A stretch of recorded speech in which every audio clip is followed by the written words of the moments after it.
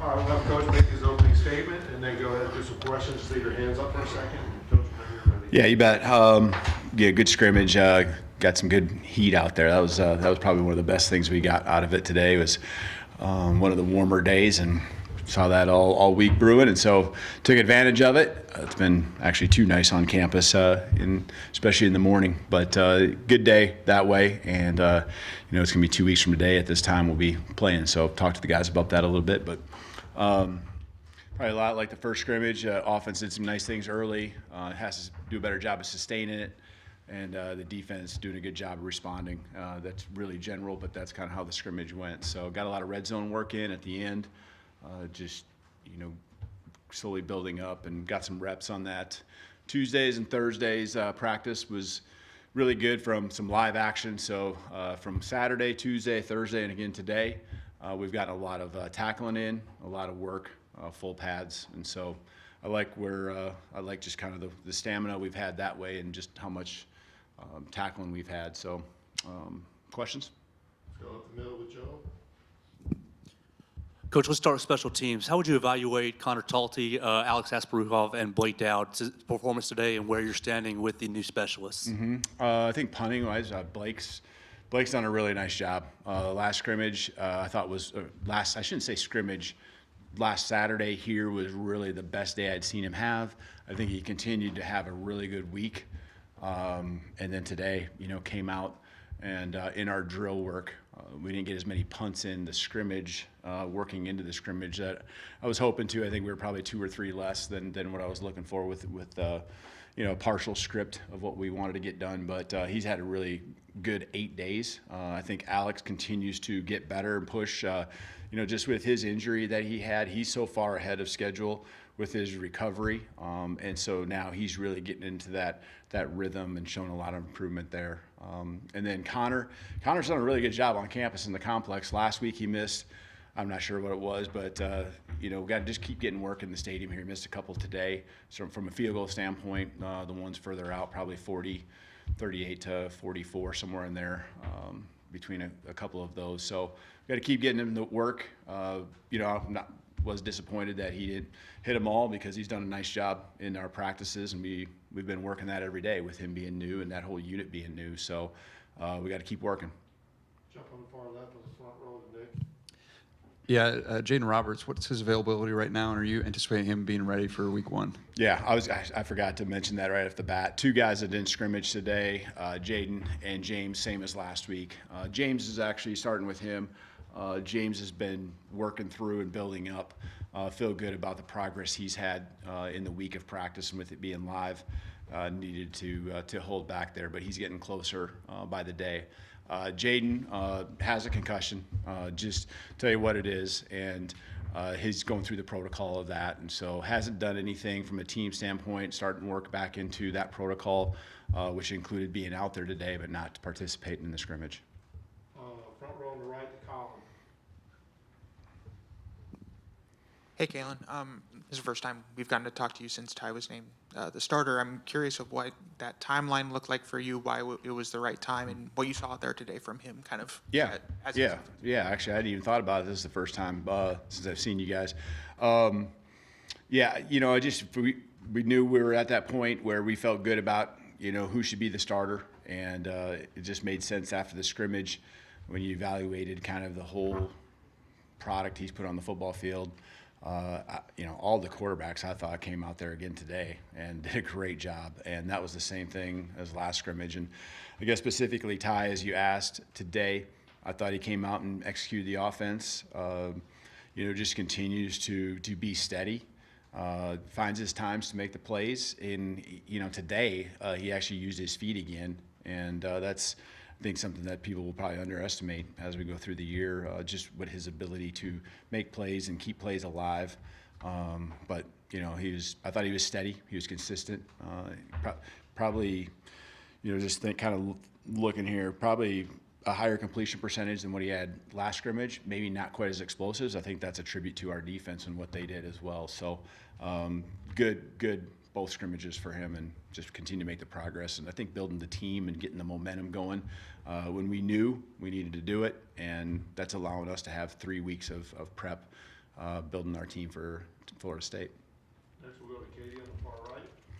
Hey, Kalen, how much does the second scrimmage kind of solidify guys' positions on the field, or are some of those still up for spots in the next 2 weeks of practice? Yeah, we actually made a big point of that. Just that today was a really important day to get some more film out there for us to evaluate. For there's guys that are still competing, and that's the way it always be. The games will be evaluating as well. And there's some competitions that are very close, and there's some guys that you're trying to work different combinations, the what ifs down the road. But yeah, today was a big it was a big part of us understanding what we got, individually and collectively. Staying up the middle, we'll go to Alex. Oh, you didn't have one? I'm sorry. Go far right then, please. My apologies. Yeah, put on the spot there, Alex. Who stood out in the secondary today from what you saw, and just what have you seen from that unit as a whole? Oh, yeah, good question. There's so much that I'm watching. I couldn't tell you exactly who had maybe the most tackles or anything. I thought the defense today in the secondary did a really good job of making sure that they were getting the guys on the ground. I think we still didn't get the picks we're trying to get, in force. But I know that we're getting close, and we had a couple, this week. And you can see the momentum building for those guys. It's hard to single any one guy out. I thought there was a number of guys that did a nice job. So the guys you'd expect are really the guys that are producing. Far back left, Chase. Last week, after the first scrimmage, you said that the offense did a good job with ball security and pass protection. It sounds like they did well again with ball security. Mm-hmm. Is that the case? And also, what about the pass pro? Mm-hmm. They did. We had one ball that was competitive that I think was called a turnover. Probably would have been on the review if it was a real game to see if it was completed and then forced a fumble. But I think the pass protection is consistent, solid. I think the key is for the quarterbacks that they drop back and they are comfortable with what is going to happen, and that they aren't wondering, man, this guy, I just never know. I never feel good about the right guard, right tackle, or whatever it might be. These guys, I think, when they drop back, and you're talking about all three quarterbacks, they drop back. I think they feel like, number one, the job's going to, the responsibility is going to be there, and number two, the production and giving them some time to work. You're not going to have all day, right? At this level, there's too many good pass rushers that you're going to have. But I think it's consistent. It's allowing the quarterbacks to feel good about keeping their eyes downfield. They're not worried about who's going to get beat. So I think across the board, the one-on-ones, they're doing a pretty good job. And then just schematically, I think I always do a good job of trying to help out, where we need to. Stay on the far left, Matt. What do you think of the penalties that came out yesterday for the Michigan sign stealing stuff? Obviously, you played them in that 23 season. I don't know anything about it. I honestly don't. I don't know what they got. I didn't read it. I don't know. So I haven't even heard about it. So you can tell me and I can respond, I guess. I think they estimated a $20 million fine, and Sharon Moore got an extra game suspension, and then some people got show causes and other stuff. Yeah, I guess I don't know how in comparison to other issues that we've had over the years, how that relates, but it is what it is. I don't have too much of a response, I guess. Far back right, Travion. Hey, Coach. Circling back to special teams, can you just talk about the guys that you have back there on kick return and punt return, and is there an ideal guy or by committee sort of thing? Can you just elaborate on that if you can? Mm-hmm. Yeah, we haven't decided on who the starter will be back there. Guys that did a good job a year ago. We got Cole back there. Really in both. And he started out as our punt returner a year ago, and he's done a nice job just being steady. And then, I think new faces, you got Rico, probably kickoff return, can do some things back there for us. And then Bach, in both areas as well. He and Cole really, I think, can do both and provide some provide a combination of just consistency with fielding it, and then some explosiveness there. So I would start with those guys. There's more. You know, Ryan had great experience there last year. Had a couple explosive plays. Got thrown into action there when Bach went down through the season. And so, you know, I would have 100% confident having Jeremy Bernard set back there to field punts and things like that. But, you know, that's kind of the nuts and bolts of kind of who we'd put back there. Front row and middle,